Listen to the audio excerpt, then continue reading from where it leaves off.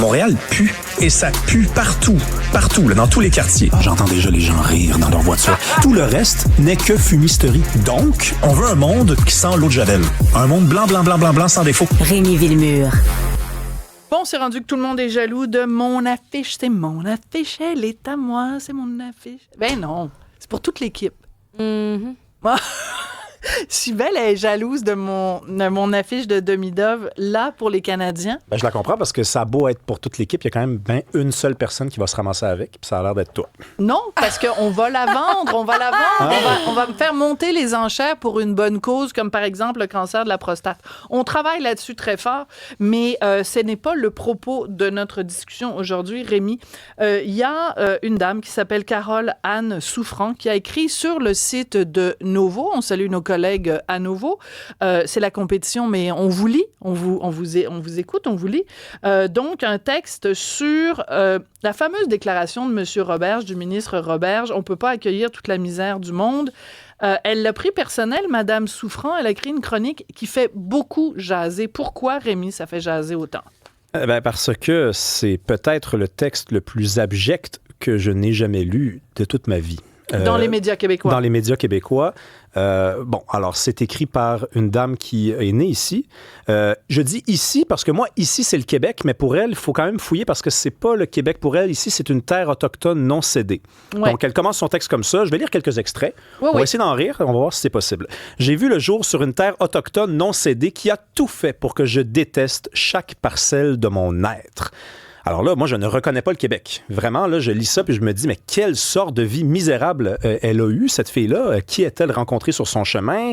À quelle époque elle est née? Elle semble avoir à peu près le même âge que moi, donc c'est quand même des belles années, les années 90 pour grandir au Québec, peut-être les années 80, qu'en sais-je.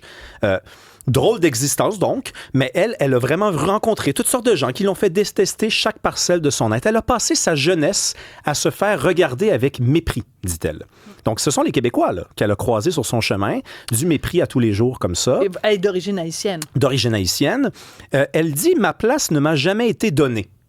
Ce qui est quand même particulier quand on considère que l'immigration, c'est précisément de donner une place à quelqu'un qui vient de l'extérieur, de lui accorder une place. Et si je peux me permettre de rajouter, dans la vie, personne n'a une place qui nous a été donnée. Au sens figuratif, Cybèle, elle a fait sa place. Elle est là aujourd'hui parce qu'elle a fait sa place. Moi aussi.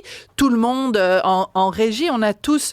Il n'y a jamais une place qui t'est donnée. Tu as la place que tu prends avec... En tout cas. À ce compte-ci, effectivement. Je te laisse faire ta chronique. Et là, elle continue en disant « Je me suis battue à feu et à sang pour avoir ce que j'ai, ma place, j'ai dû l'arracher. » Alors, c'est là que je me dis que peut-être les fonds là, pour la pancarte, tu pourrais peut-être y envoyer parce que quelle existence horrible a été la sienne. Non, mais on franchement, fait un GoFundMe pour Madame Souffrant. Je me suis battue à feu et à sang pour avoir ce que j'ai, mais peut-être qu'elle confond sa vie, son existence, je sais pas, une jeunesse horrible. Germinal? Non, mais oui. Peut-être qu'elle travaillait dans les mines à l'époque d'Émile Zola, on sait pas. Zola aurait dû s'intéresser à elle. On a souvent essayé de me faire peur, de m'intimider et de me faire douter de ce que je sais être vrai. J'entends sur les plateaux de télévision qu'on ne peut pas accueillir toute la misère du monde, que nous sommes à pleine capacité. Elle met à pleine capacité entre guillemets. Donc, parce que pour elle, ce n'est pas quelque chose qui est possible, être à pleine capacité. Même si on parle de politique et seulement de politique, ça n'existe pas, la pleine capacité. On entend souvent ça. On peut accueillir tout le monde. Il y a de la place pour tout le monde. Je rappelle quand même que la plupart des gens s'installent à Montréal et que Montréal peut ne pas se destiner à devenir une ville de 50 millions d'habitants. On a le droit d'espérer ça pour Montréal. Et on peut aussi dire à Madame Souffrant de lire les chiffres qui sont sortis récemment, et c'est factuel.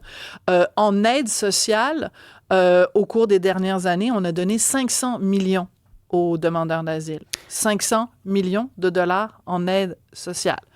Donc, se faire dire après ça qu'on n'est pas assez généreux et qu'on ne donne pas la place aux gens, je l'ai un peu de travers, mais je te laisse faire ta chronique. Non, mais là, on s'approche à la fin du texte. Ce sont les deux passages qui ont le plus circulé. Oui, alors vas-y. Vas-y, fort. À vrai dire, sans cet exode des cerveaux, elle fait allusion à l'immigration haïtienne à partir des années 60. Okay. On va faire quelque chose, Rémi. Fais juste dire, elle écrit, ouvrez les guillemets, pour qu'on sache vraiment que c'est elle, puis que c'est moi, elle, juste parce que les gens vont t'accuser après ça d'avoir déformé ses propos. Ben là, je la cite là, au texte. Okay, à vrai dire, sans cet exode des cerveaux au cours des années 60, le Québec ne serait pas grand-chose. Donc, Madame Souffrant, je ne sais pas comment vous expliquer ça poliment, je vais quand même essayer. Le Québec, avant 1960, était quelque chose, Oui. était quelque chose de même improbable. Dans un monde anglophone, dans un océan d'anglophones, de sociétés anglophones, une société qui résistait déjà, elle semble accorder énormément d'importance à ça, le fait d'être opprimée. Elle se dit Une opprimée. société méprisée, pour reprendre ses mots à elle. Oui. En fait, le Québec d'avant les années 60 est déjà un exploit. Est déjà un exploit, est déjà quelque chose d'absolument grandiose, je dirais même miraculeux, moi qui ne suis pas croyant. Quelque chose comme un grand peuple, quelque chose comme un grand peuple. Les mots de... René Lévesque, au début des années 60, dit « La richesse naturelle du Québec, ce sont ces gens. Ce sont les gens qui sont ici. Ce sont eux qui vont rendre possible le Québec de demain. Pas les gens qui s'en viennent. Les gens qui s'en viennent vont pouvoir apporter quelque chose. Je n'en doute même pas une seule seconde. Mais les gens qui sont déjà là et qui sont là depuis longtemps, qui se sont obstinés à être là, qui ont défriché. Il faut lire Maria Chapdelaine. Il faut lire les écrits des explorateurs qui sont venus ici puis qui ont dit, mais comment ils font? Comment ils font avec les moyens qu'ils ont? Ils se disaient des géographes sans compas, des navigateurs intrépides sans aucune carte, des gens qui défrichent et qui avancent et qui se battent constamment. On n'avait pas besoin des autres. On les a accueillis. Ça nous faisait plaisir. Des autres qui on a continué. C'est-à-dire qu'on a accueilli plein de gens, que ce soit les réfugiés, les Boat People, les Vietnamiens, Cambodgiens, que ce soit les Haïtiens, que ce soit... On a accueilli plein de gens pour continuer à bâtir le Québec et non pas pour bâtir le Québec qui aurait été non existant avant. Je pense que c'est peut-être ça la nuance. Je veux juste attirer ton attention. Est-ce qu'on peut garder, Philippe, s'il te plaît? Il y a Vincent de Montréal qui nous écrit « Madame Souffrant a l'air d'être en souffrance avec sa lettre dans Nouveau ». Mais continue parce que c'est quand même assez particulier. Je pense que ce texte-là est allé chatouiller beaucoup de gens parce que ça partait de cette déclaration donc de Jean-François Roberge sur on peut pas accueillir toute la misère du monde. Je veux juste t'es pas au courant, Rémi, mais j'ai un petit extrait du débat des chefs hier. Voici ce que Mark Carney avait à dire. Le système ne fonctionne pas. C'est la raison pour laquelle il faut avoir un cap pendant une période de temps. Ah bon, ben j'ai pas eu le bon extrait que je voulais. Je voulais un extrait parce que hier soir, M. Carney a dit on peut pas accueillir tout le monde.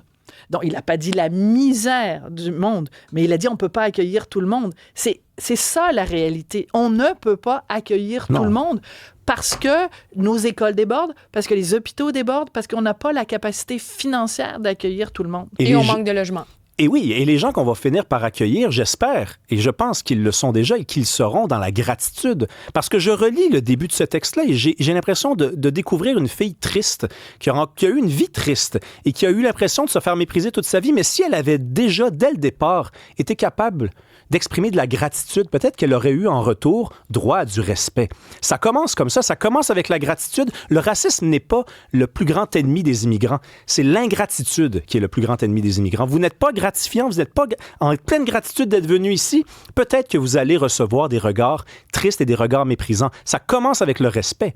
L'immigration est une richesse, mais le Québec est une richesse pour les immigrants. Je veux juste dire, hein, Hugo, tu me confirmes, on a contacté Madame Souffrant, on lui a offert de venir ici, pas pour faire son procès, mais juste pour comprendre d'où venait cette espèce de texte un peu sorti de nulle part, quand même assez dithyrambique, pamphlétaire, et elle a décliné l'invitation. Donc l'invitation est encore... non, elle n'a jamais répondu. Merci beaucoup, Hugo, d'avoir précisé. Merci beaucoup. Oui, merci, Rémi.